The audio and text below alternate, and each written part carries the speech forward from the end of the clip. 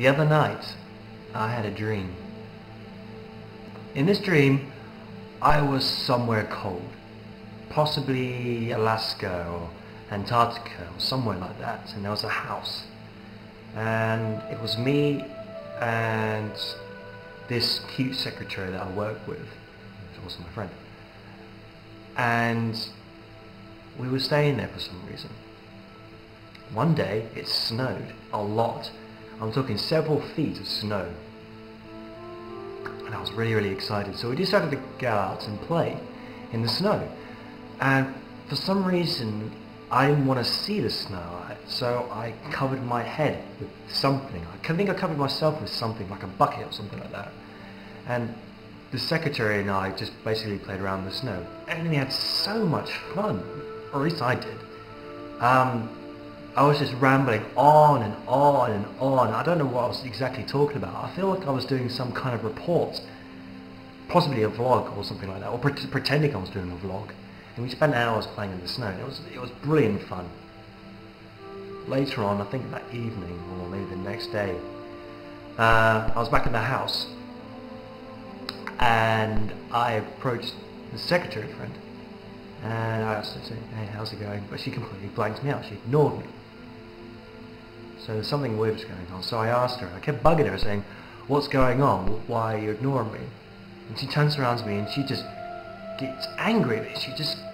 She has a go at me. She was saying that she was incredibly annoyed that day we were playing in the snow. She had no fun whatsoever, just going on and on. And she was pissed off about me rambling. And I just couldn't understand why this was. I think some stuff happened after that bit. But the next bit I do remember. It was the next day and all the snow had melted. And it was replaced by green grass. And I felt a little bit sad about this because that was it. That was the end of the snow. Which is always a bit of a sad time for me. I went into one of the rooms in the house. And I noticed at the end of the room and the window was ajar open, and I got panicked a bit because I knew things would be let in. So I ran to the other end of the room and I closed the window. And I turned around and I saw the entire room was covered in cobwebs. I'm not just talking like cobwebs in the corner and such.